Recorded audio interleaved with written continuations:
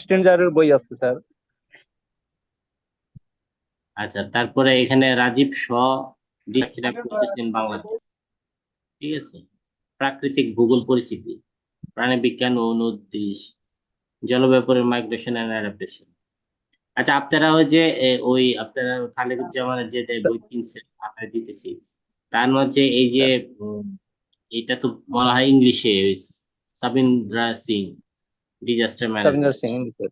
এটা একটু দেখতে পারেন। আর একটা হচ্ছে এই যে জলবায়ু পরিবর্তন ও দুর্যোগ ব্যবস্থাপনা, এটা মানে বাংলায় স্বজন প্রকাশনী মোহাম্মদ আরিফ রহমান। এ- এই বইটা একটু দেখতে পারেন আপনারা। ওই যে সুজনেশু লাইব্রেরি নীলক্ষেতে, ওখান থেকে ওই বইগুলো কিছু আমি ওই কালেক্ট করে নিয়ে এসেছি স্যার। এটা প্রবিলিকা পাবলিশনস, এটা কি ইন্ডিয়ান বই মানে নাকি? স্যার প্রয়াগরাজ। আচ্ছা ঠিক আছে, ওইটা একটু দেখেন, ওইখানে মনে হয় ওই ওই আপনারা একটু শেয়ার করেন। তারপরে এখানে যদি কোনো জিনিস কাজে আসে তো ভালো, ঠিক আছে, আমার সাথে শেয়ার করতে পারেন। তো ওগুলো একটু দেখেন, তারপরে আমি যা দিতেছি এগুলো দেখেন, এর মধ্যে থেকেই আসবে আর কি। আচ্ছা দেখেন, আমরা মানব সম্পদ ব্যবস্থাপনার আওতা বা পরিধিটা কি এটা একটু দেখবো। ঠিক আছে। আচ্ছা, মানব সম্পদ ব্যবস্থাপনা মৌলিক ব্যবস্থাপনার অংশ হলেও এর গুরুত্ব অফিসের অন্যান্য বিভাগের তুলনায় বেশ ব্যাপক। প্রতিষ্ঠানের দৈনন্দিন কার্যাবলী সম্পাদনের যে সকল উপাদান ব্যবহৃত হয় সেগুলোর সমন্বয়পূর্বক মানব সম্পদ ব্যবস্থাপনা অফিসকে সচল ও গতিশীল রাখে। শিল্প সম্পর্ক উন্নয়ন, পারিতোষিক ও মজুরি নির্ধারণে সর্বোপরি তাদের উন্নয়ন ও সংরক্ষণ করা মানব সম্পদ ব্যবস্থাপনার প্রধান দায়িত্ব। তাই বলা যায় প্রতিষ্ঠানে কর্মরত সকল স্তরের কর্মী সংক্রান্ত নীতি প্রণয়ন ও বাস্তবায়ন মানব সম্পদ ব্যবস্থাপনার কাজ বলে এর আওতা পরিধি অত্যন্ত ব্যাপক। তাহলে এর যে সমস্ত আওতার বা পরিধি আছে এটা আমরা একটু দেখি। প্রথমটা হচ্ছে হিউম্যান রিসোর্স প্ল্যানিং বা মানব সম্পদ পরিকল্পনা। ইট ইজ এ পার্ট অফ বা স্কোপ অফ বা এটাকে বলে বলে যাই হোক, পার্ট অফ স্কোপ অফ আপনার মানব সম্পদ ব্যবস্থাপনা। মানব সম্পদ পরিকল্পনার মৌলিক উদ্দেশ্য হলে প্রতিষ্ঠানের কাজের প্রকৃতি ও ধরন অনুযায়ী কার্য বিভাগটি করে যোগ্যতা অনুযায়ী কর্মীদের মধ্যে কার্য বন্টন করা, সময় মতো সঠিক ব্যক্তিকে সঠিক দায়িত্বে নিয়োজিত করার জন্য বর্তমান ও ভবিষ্যৎ প্রয়োজন অনুধাবন করে সে অনুযায়ী বিভিন্ন মেয়াদী পরিকল্পনা গ্রহণ করতে হয়। আচ্ছা। আচ্ছা, এর দ্বিতীয় আওতা বা পরিধি যেটা হচ্ছে সংগঠন ও পদের নকশা প্রণয়ন।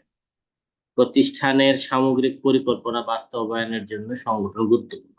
তাই কার্যকর সংগঠন কাঠামো নির্ধারণ, কার্যভিত্তিক পদবিন্যাস, সৃষ্টি ও বিন্যাস, পারস্পরিক সম্পর্ক নির্ধারণ, দায়িত্ব কর্তব্য প্রদর্শন করা মানব সম্পদ ব্যবস্থাপনার অন্তর্ভুক্ত।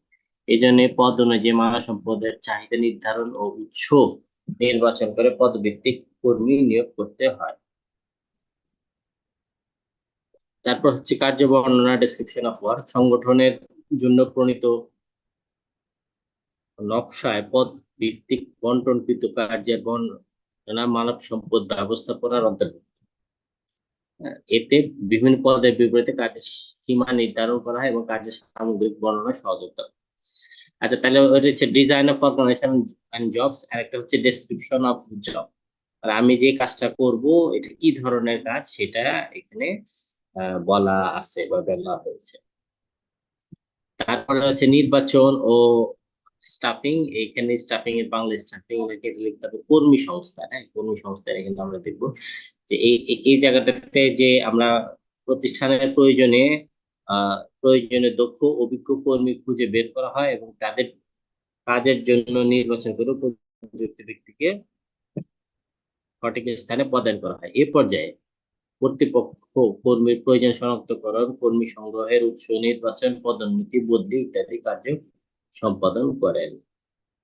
আচ্ছা, and then training and development, এটাও স্কোপ বা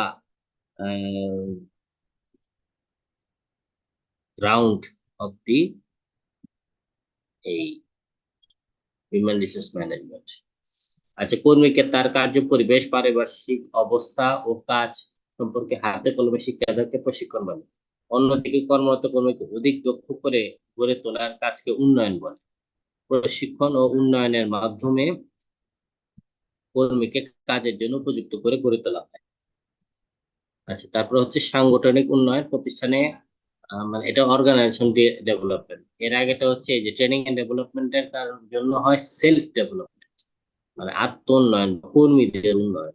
কর্মী উন্নয়ন হইলে আবার অর্গানাইজেশনাল ডেভেলপমেন্টটা কিভাবে হয় সেটা এখানে বলা আছে।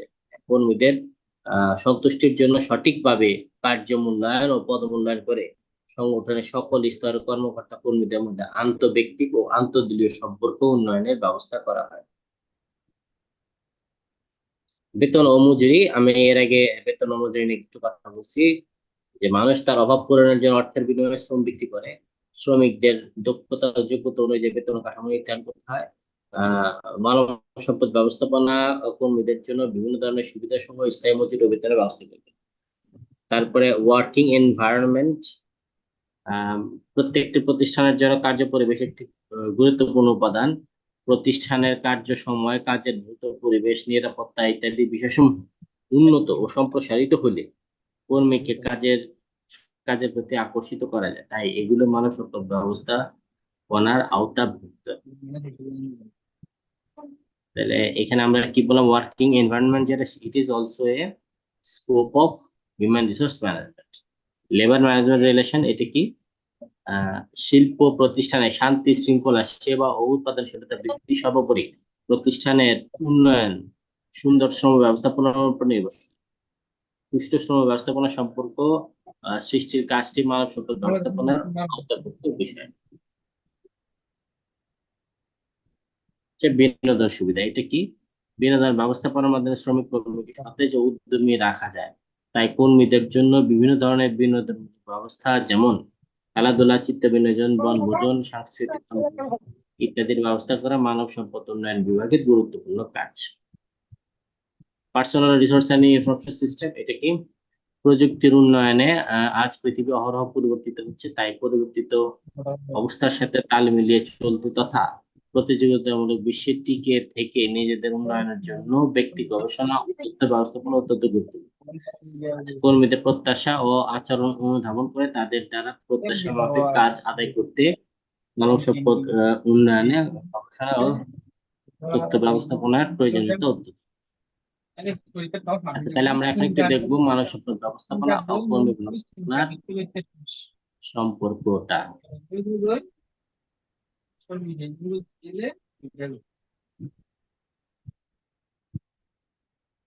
আচ্ছা, তাহলে এটা এইখানে, আচ্ছা মানে এখানে একটু পার্থক্য আছে। একটা হচ্ছে হিউম্যান রিসোর্স ম্যানেজমেন্ট আর একটা হচ্ছে পার্সোনেল ম্যানেজমেন্ট। পার্সোনেল যেটা, একটা পার্সোনাল শব্দের অর্থ হচ্ছে কর্মী। কর্মী ব্যবস্থাপনার পার্থক্যটা আমরা কি দেখি? কর্মী ব্যবস্থাপনা মৌলিক ব্যবস্থাপনার অংশ হিসেবে সংযোজন হয়ে ঊনবিংশ শতাব্দীর শেষ পর্যন্ত পরিচিতি লাভ করে। এটিকে অনেকটা মধ্যযুগীয় মতবাদ বলা হয়। অন্যদিকে মানব সম্পদ ব্যবস্থাপনা কর্মী ব্যবস্থাপনা আধুনিক মতবাদ হিসেবে বিংশ শতাব্দী থেকে আত্মপ্রকাশ ঘটেছে। আচ্ছা, কর্মী ব্যবস্থাপনা সংকীর্ণ অর্থে ব্যবহৃত হয়, অন্যদিকে মানব সম্পদ ব্যবস্থাপনা ব্যাপক অর্থে ব্যবহৃত হয়। কর্মী ব্যবস্থাপনা কর্মীদের কল্যাণকল্পে মধ্যস্থতাকারী ও সমাধানকারী হিসেবে কাজ করে, অন্যদিকে মানব সম্পদ ব্যবস্থাপনা মধ্যস্থতাকারী হিসেবে নয়, বরং নির্বাহী হিসেবে জনশক্তি সঠিক পরিকল্পনা, নির্দেশনা ও নিয়ন্ত্রণের উপর গুরুত্ব প্রদান করে। কর্মী ব্যবস্থাপনা অস্তিত্ব টিকে রাখার জন্য সাংগঠনিক দক্ষতার সহায়ক শক্তি হিসেবে কাজ করে, অন্যদিকে মানব সম্পদ ব্যবস্থাপনা সংগঠনের মূল শক্তি হিসেবে প্রতিষ্ঠানের প্রয়োজনীয় জনশক্তি প্রয়োজনীয়তার প্রতি গুরুত্ব আরোপ করে। কর্মী ব্যবস্থাপনা কর্মীদের উৎপাদনের একটি উপকরণ হিসেবে কাজ করে, অন্যদিকে মানব সম্পদ ব্যবস্থাপনায় কর্মীদের সম্পদ ও সামাজিক পুঁজি হিসেবে বিবেচনা করে। কর্মী ব্যবস্থাপনা এটা হচ্ছে পারস্পরিক সম্পর্ক নির্দেশিত হয়, অন্যদিকে মানব সম্পদ ব্যবস্থাপনা উন্নয়ন লক্ষ্য নির্দেশিত। আচ্ছা, কর্মী ব্যবস্থাপনা কর্মীদের আনুগত্যশীল রেখে তাদের বিভিন্ন সুযোগ সুবিধা প্রদান করে, অন্যদিকে মানব সম্পদ ব্যবস্থাপনা কর্মীদের ক্ষমতায়ন ও প্রতিশ্রুতিবদ্ধতার প্রতি গুরুত্ব আরোপ করে। ঠিক আছে, এখানে যে জিনিসটা বলা হয়েছিল, এখানে প্রথমে পার্সোনাল ম্যানেজমেন্ট কনসেপ্টটা ছিল, এটাকে এটা পরে আস্তে আস্তে ডেভেলপ হইতে হইতে বা এর প্রচার প্রসার, এর আওতা যখন একটু ব্যাপক হয়, তখন এটার শুধুমাত্র কর্মী পার্সোনাল ম্যানেজমেন্টের মতো এটা সীমাবদ্ধ থাকে নাই। এটা ইট ইজ মানে হিউম্যান রিসোর্সের মধ্যে এটা চলে গেছে। হ্যাঁ, মানে এটাকে হচ্ছে মানে ন্যারো সেন্সে ছিল, আর এটা ব্রড সেন্সে। হ্যাঁ, এটা হচ্ছে সামষ্টিক অর্থ এই মানব সম্পদ ব্যবস্থাপনা। মানব সম্পদ ব্যবস্থাপনা এটা বিকশিত হয়েছে ওভার টাইম। প্রথমে এটা কি ছিল, এই যে ইংল্যান্ডের কৃষি বিপ্লব ও শিল্প বিপ্লবের পর সমগ্র পৃথিবীতে অফিস আদালত ও শিল্প কারখানায় ব্যাপক পরিবর্তন লক্ষিত হয়। কাজের কলবর ও জটিলতা বৃদ্ধি পেতে থাকে। ফলে শিল্প কারখানায় কাজের বাস্তবতার সাথে সামঞ্জস্য রেখে মৌলিক ব্যবস্থাপনা বিষয়ে আধুনিক ধ্যান ধারণা সংযোজন করা হয়। সেই সময় মৌলিক ব্যবস্থাপনা একটি গুরুত্বপূর্ণ শাখা হিসেবে কর্মী ব্যবস্থাপনা যে নতুন বিষয়ের উদ্ভাবন হয়। বিংশ শতাব্দীতে এসে আধুনিক মতবাদ হিসেবে তার নতুন নামকরণ হয়েছে মানব সম্পদ ব্যবস্থাপনা। শুধু নামকরণে নয়, কাজের প্রকৃতির দিক থেকেও উভয়ের মধ্যে কিছু পার্থক্য পরিলক্ষিত আছে, যা নিম্নলিখিত।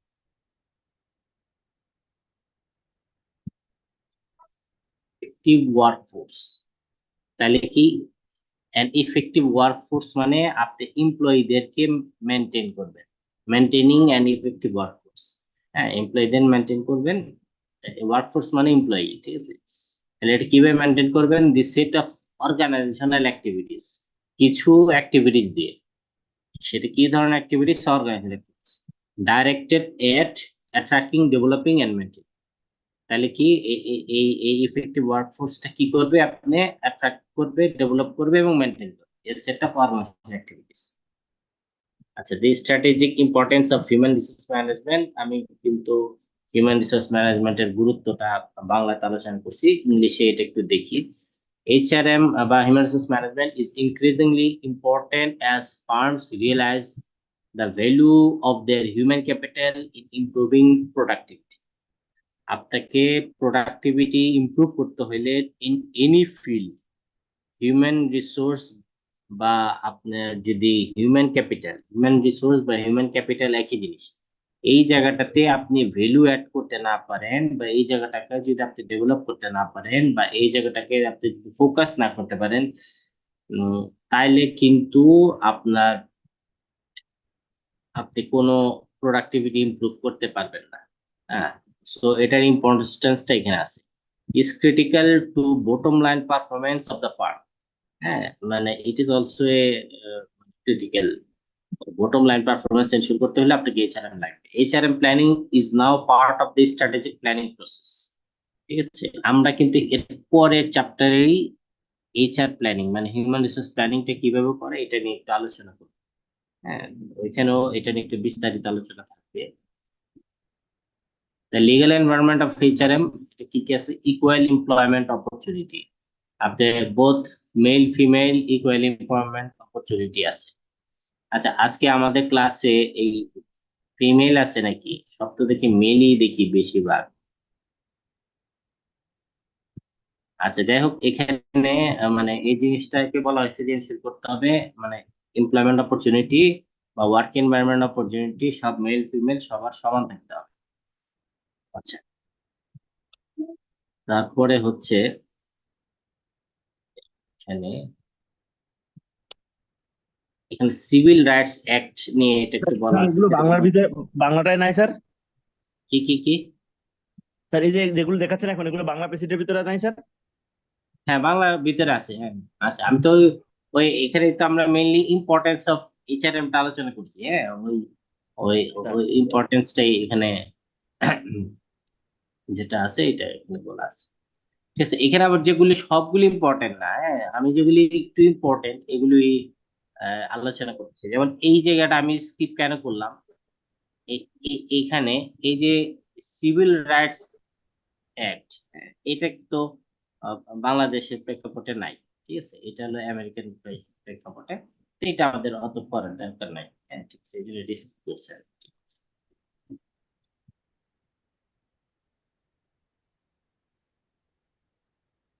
আচ্ছা, তাহলে এখানে আমরা মূলটা ছিলাম ইকুয়াল এমপ্লয়মেন্ট অপরচুনিটিতে, যে আমেরিকান ডিসএবিলিটিস অ্যাক্ট এখানে মানে এটা সবার ক্ষেত্রে ডিসএবিলিটি যারা থাকবে তারাও মানে ইকুয়াল এমপ্লয়মেন্ট অপরচুনিটি পাবে, ঠিক আছে।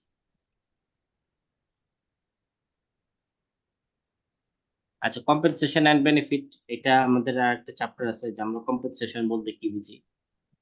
তো ওইটাতে এটা দেয়া আছে, equal pay act.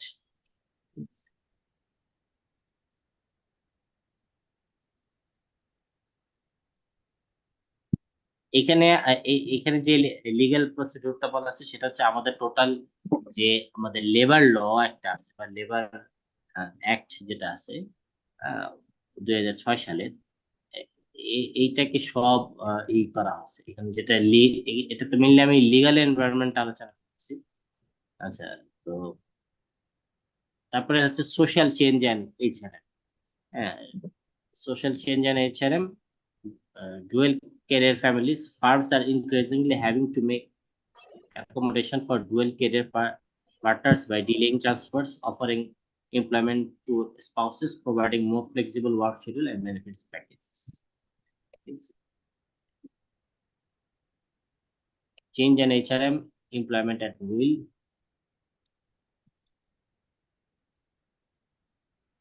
Attracting human resource, এটা কিভাবে করবে, জব অ্যানালাইসিস, এগুলো হচ্ছে হিউম্যান রিসোর্সের মূল অংশ। A systematic analysis of job with an organization. Job description, a list of the job duties, its working, মানে এখানে এটা কিন্তু অনেক সময় অনেক এই পার্থক্যটা আসে অনেক জায়গায়, what is the difference between job analysis and job description. ঠিক আছে, আপনি কি প্রথমে এইচআর এ মূল ফাংশন এইগুলো কি কি, প্রথমটা বলছি জব অ্যানালিসিস। জব অ্যানালিসিসটা কি করতেন, ধরেন আপনার এলাকায় ঘূর্ণিঝড় আইলে আসছে বা সিডর আসছে, মানে এখানে দুর্যোগ দুই ধরনের হইতে পারে, প্রাকৃতিক দুর্যোগ, মনুষ্য সৃষ্ট দুর্যোগও হয় আর, ঠিক আছে। আচ্ছা, তো এই এই ধরনের যে কোনো দুর্যোগে আপনাকে আহ কিছু লোক রিক্রুট করতে হবে। তো আমি তো এর আগে কিছু ব্যাখ্যা করছিলাম, যে আমি বললাম যে আমাদের এখানে যদি মানে ভূমিকম্প হয় বা আগুন লাগে তাহলে এখানে কয়েক ধরনের লোক লাগবে। তো প্রথমটা কি হবে, একদল আগুন নিভাইতে পারে। এই যে তাহলে আপনি অ্যানালাইসিস করলেন, এখানে ধরেন তিন ধরনের লোক লাগবে। কি লাগবে, এক হচ্ছে যে আগুন, মানে আমি মনুষ্য সৃষ্টিটাই বলি, যে আগুন লেগে গেছে, তো একটা টিম আছে যে কিনা আগুনটা নিভাবে, একটা টিম আছে যে কিনা মানে আগুনে যে পুড়ে গেছে তাদেরকে রেস্কিউ করবে, মানে ধ্বংসস্তূপ সরাবে, আর একটা টিম আছে তাদেরকে উদ্ধার করে হাসপাতালে নিয়ে যাবে। তাইলে আপনি তাদেরকে অ্যানালাইসিস করে তিন ধরনের লোক নিয়োগ দিতে হবে। আবার আরেকটা টিম আছে যে কিনা এনাদেরকে চিকিৎসা করবে বা এটা। তাহলে আপনি জব অ্যানালাইসিস করলেন তিন ধরনের, এখন আপনি এই তিন ধরনের লোককে রিক্রুট করে তাদেরকে জব ডিসক্রিপশন বলে দিবেন, যে আগুন লাগলে প্রথম তোমার কাজ হবে পানি লোড করে এই পানিটা আগুন জায়গায় লাগ। আর এক দলকে আপনি ডিক্লেয়ার করে দিবেন এখান থেকে ধ্বংসস্তূপ সরাইতে হবে। আর একটা টিমকে আপনি তাদের জব রেসপন্সিবিলিটি বা ডিউটিস বা ডেসক্রিপশনে বলে দিলেন এই ধ্বংসস্তূপ সরাবে একটা টিম। আপনার হচ্ছে এই ধ্বংসস্তূপ থেকে যারা অর্ধমরা, হাত পা ভেঙে গেছে তাদেরকে অতি দ্রুত নিকটস্থ হাসপাতালে নিয়ে ট্রিটমেন্টের ব্যবস্থা করা। তাহলে আমি কি বুঝাইতে পারলাম what is the difference between job analysis and job description. তারপর হচ্ছে জব স্পেসিফিকেশন, এই যে যেটা আমি জবটা ডিসক্রাইব করলাম এটা স্পেসিফিক করতে, a list of the skills, abilities and other credentials the incumbent job holder will need to do a job। হ্যাঁ, আচ্ছা, তাহলে এখানে করে দিবেন, মানে জবটাকে কে কোন জব করবে সেটাকে আপনি স্পেসিফিক করে তাদেরকে অ্যাসাইন করে দিবেন। Forecasting HR demand and supply, it is a part of planning, human resource planning. আপনাকে ডিমান্ড আগে সিলেক্ট করতে হবে যে আমার এখানে কতজন লোক লাগবে, সে আপনি ডিসাইড করলেন এখানে আমার 10 জন লোক লাগবে, তাহলে এই 10 জন লোকের ডিমান্ডটা আপনি কিভাবে মিটিগেট করবেন, by recruiting them, by providing বা সাপ্লাই দেম। যে আপনার যে এই যে ডিমান্ডটা হইলো এটাতে আপনার এখানে সাপ্লাই লাগবে, নাহলে তো আপনি ওই জায়গাটা ভ্যাকেন্ট হয়ে যাচ্ছে, কাজ হবে না। এই যে forecasting demand and supply, it is also a part of human resource replacement charts. আচ্ছা, এগুলো কিভাবে আপনি করবেন? এটা কিন্তু মানে আমাদের পরের যে চ্যাপ্টারটা এইচআর প্ল্যানিং, এইখানে আমরা আরেকটু বিস্তারিত আলোচনা করব যে আপনি কিভাবে এই এই হিউম্যান রিসোর্স প্ল্যানিংটা করবেন। এখানে একটু ছোট্ট করে আলোচনা করে যাই। তারপরে a list of manager position in the organization, the occupants, how long they will stay in the position and who will replacement chart, এটা একটা আছে। Employee information system skill inventory, মানে এটা আপনি ডেটাবেস বানাবেন। এই database of employees education, skill, work experience and career expectation usually computerized. হ্যাঁ, তাহলে এই যে ইনভেন্টরি আপনি বানালেন, এইখান থেকে আপনি ওই সাপ্লাই গুলি দিবেন যে আমার কোথায় কি ধরনের লোক লাগবে, এখন আমি সাপ্লাই দেব। হিউম্যান রিসোর্স প্ল্যানিং এখানে যেটা চলে আসছে, যদি আমি এটা পরের কিছুতে আলোচনা করব, ওটা তার স্লাইড নাই। এটা এটা আমরা আলোচনা করি পরের দিকে। Recruiting human resource, recruiting it is a part of human resource. আমি কিন্তু রিক্রুটিংটা আমি লাস্ট ক্লাসে বলছিলাম, what is the difference between recruiting and selection. হ্যাঁ, রিক্রুটিংটা হচ্ছে যে job advertisement, the process of attracting qualified person to apply for jobs that are open. রিক্রুটিংটা কয় রকম হতে পারে এখানে বলা আছে, একটা ইন্টারনাল রিক্রুটিং আর একটা হচ্ছে এক্সটার্নাল রিক্রুটিং। ইন্টারনাল রিক্রুটিং হচ্ছে considering present employees as candidate for the openings. ঠিক আছে, মানে এখানে আমি বললাম যে সব সময় তো মানে ফ্রেশ নিয়োগ হয় না, উপরের দিকেও অনেক সময় নিয়োগের দরকার হয়। যেমন আপনাকে বলা হলো কোনো ডিজাস্টার কোঅর্ডিনেটর বা ডিজাস্টার ম্যানেজার নিয়োগ দেওয়া হবে, বা প্রজেক্ট ম্যানেজার, এটা তো উপরের দিকে পোস্ট। এখন এটা সরাসরি নিয়োগ দিতে হইতে পারে, অথবা যে নিচের থেকে ধরেন, মানে বা আমাদেরই ধরেন আমরা লেকচার হিসেবে জয়েন করছি, হ্যাঁ লেকচার হিসেবে জয়েন করে করে এখন একটা অধ্যাপকের পদ খালি হইল। এখন যে সহযোগী আছে সে ওই পদে আবেদন করে যাইতে পারে, অথবা সরাসরি নিয়োগ দেয়। যে ইন্টারনাল সহযোগী থেকে অধ্যাপক পদে গেল সে হচ্ছে ইন্টারনাল রিক্রুটিং। তারপর হচ্ছে এক্সটার্নাল রিক্রুটিং, যে বাইরের থেকে আইসা ওই পদে আবেদন করলো সে হচ্ছে এক্সটার্নাল রিক্রুটিং। এরপর selection, recruiting and selecting employee, validation, determining the extent to which a selection device is really predict of future job performance. Predictive validation, coordinated previously correlated test score of employees with the employee's actual job performance. Content validation, এগুলো তো important না। Application blanks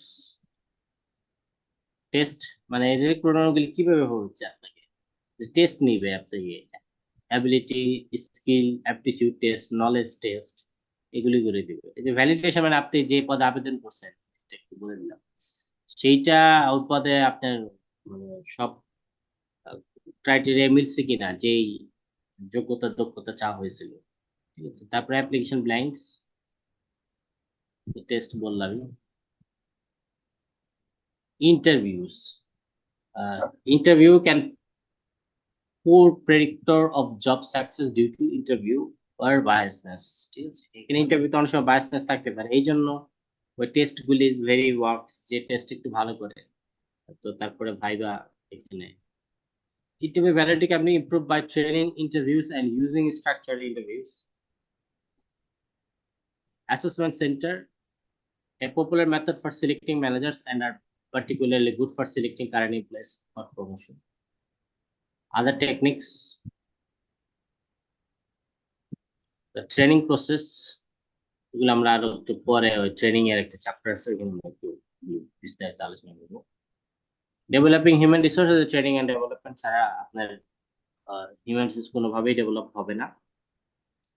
আমি কিছু আলোচনা করছি এখানে, আর একটু আলোচনা করি এখানে। ট্রেনিং এন্ড ডেভেলপমেন্টের প্রথম ফাংশনটা হচ্ছে অ্যাসেসিং ট্রেনিং নিডস।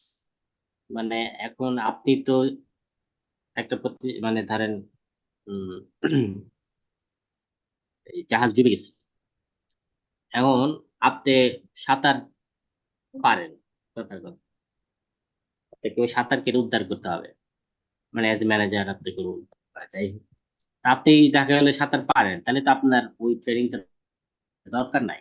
আপনি যদি না পারেন, সেটা এরকম খুঁজতে হবে যে অ্যাসেসিং ট্রেনিং কত জনের এই সাঁতারের ট্রেনিংটা দরকার, তারপরে তাদেরকে ট্রেনিং দিতে হবে। তার আগে আমাদেরকে ট্রেনিং নিডসটা অ্যাসেস মানে হচ্ছে নির্ধারণ করা। Determine what needs exist in the first step in developing A training plan. Common training method, lectures work well for factual materials, role playing and case studies. Role play করেও আপনাকে training দেওয়া যায়, case studies এর মাধ্যমে training হয়। On job and ভেস্টিবল training, মানে আপনি চাকরি করার অবস্থায়ও আপনি ট্রেনিং নিয়ে যান।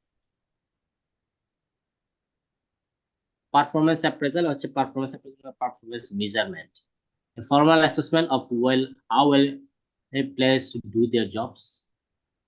Reasons for performance appraisal validates the selection process and the effects of training, aids in making decision about pay, raises, promotions and training, provides feedback to employees to improve their performance and plan future careers.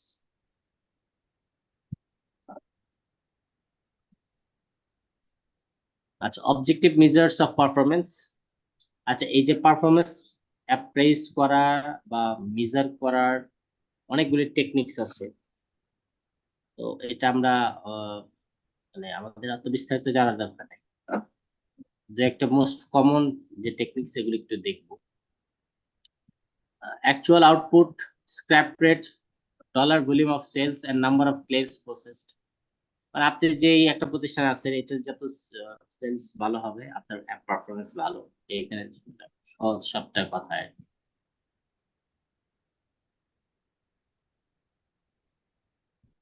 আচ্ছা, performance appraisal কিভাবে করতে হয়? Judgmental method একটা আছে, ranking method, compares employees directly with each other, difficult to do with large number of employees, difficult to make comparison across work groups, employees are ranked only on overall performance, do not provide useful information for employee feedback। এখানে দুইটা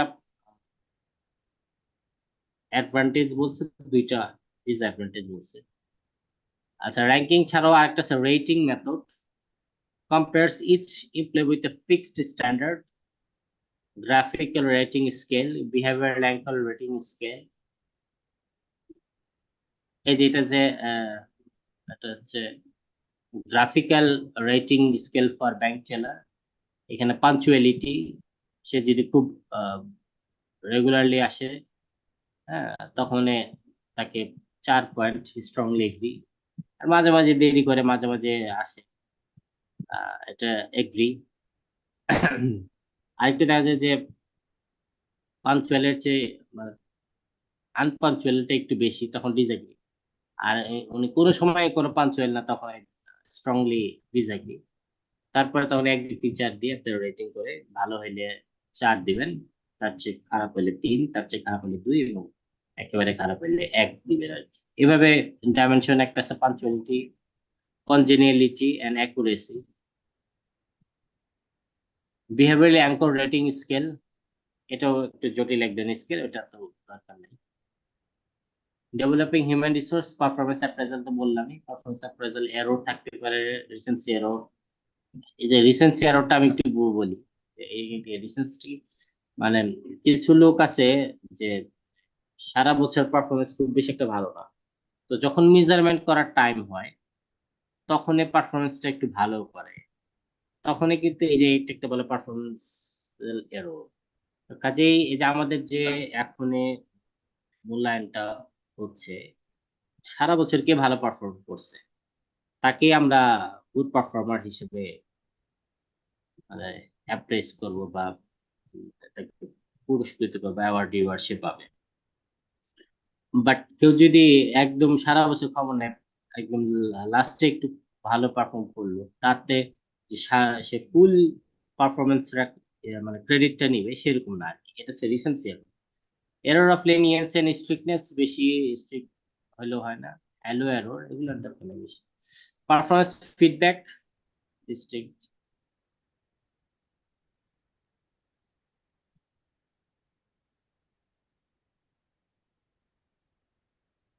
আচ্ছা, maintaining human resource প্রথমটা হচ্ছে determining compensation. Compensation এটা is একটা big issue for human resource management. সেটা হচ্ছে কম্পেনসেশনটা কি, ক্ষতিপূরণ। কি ধরনের ক্ষতিপূরণ হচ্ছে যে আপনি প্রতিষ্ঠানে কেউ যদি কাজ করে, তো সে মানে তার শ্রম সময় সে আপনার প্রতিষ্ঠানে দিচ্ছে, সে এই জন্য কিছু পারিতোষিক পেতে সে বাউন্ড। যেহেতু সে মানে আপনার এখানে শ্রম সময় দেওয়ার ফলে তার কিছু ফিজিক্যাল সময়, যদি ফিজিক্যাল ওয়ার্কস হয় তার মানে শরীরে কিছু ক্ষয় হয়েছে, মেন্টাল স্ট্রেস হইলে তার মেন্টাল কিছু ক্ষয় হয়েছে, বা তো এটার জন্য সে এক ধরনের পারিতোষিক পাবে। এটাই হচ্ছে কম্পেনসেশন বা ক্ষতিপূরণ দেয়া আর কি। এটা কিভাবে হতে পারে? ওয়েজেস এর মাধ্যমে হতে পারে এবং স্যালারির মাধ্যমে হতে পারে। এবং তাই বলা আছে, the financial remuneration given by the organization to its employee in exchange for the work, it is the compensation. এটা how we can pay this by wages and salaries, incentives. Purpose of compensation: providing the means to maintain a reasonable standard of living, যাতে সে একটা standard of living maintain করতে পারে। এটার মূল উদ্দেশ্য হচ্ছে কম্পেনসেশনের। Provided tangible measures of the valuable of the individual of the to the organization.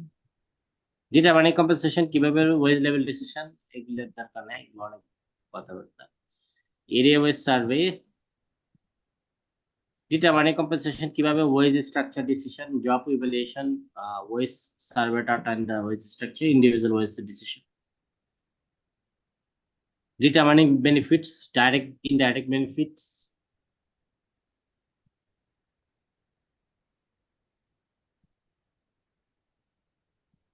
Types of benefit: pay for time not work, insurance, employee service benefit, criteria benefit plan. Managing labour relations, এটা আপনার good relation থাকতে হবে। এটা হচ্ছে কার সাথে? ম্যানেজমেন্টের সাথে। যদি গুড রিলেশন না থাকে তাহলে কিন্তু হিউম্যান রিসোর্স ম্যানেজার হিসেবে আপনি মানে ব্যর্থ।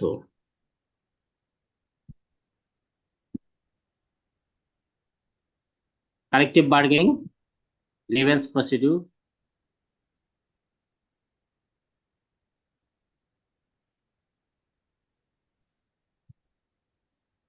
New challenges in the changing marketplace.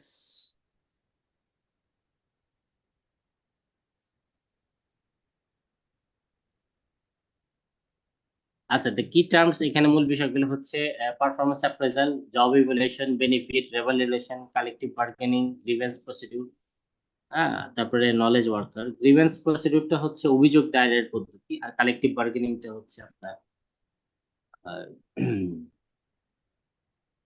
মানে একজন আপনার পক্ষে, যে কোনো একজন ম্যানেজমেন্টের পক্ষে মানে শ্রমিকদের হয়ে বার্গেনিং করবে। এটা বহুত পক্ষে থাকতে পারে। শ্রমিকদের পক্ষে একজন বার্গেনিং এজেন্ট থাকতে পারে, ম্যানেজমেন্টের পক্ষে বার্গেনিং এজেন্ট থাকতে পারে।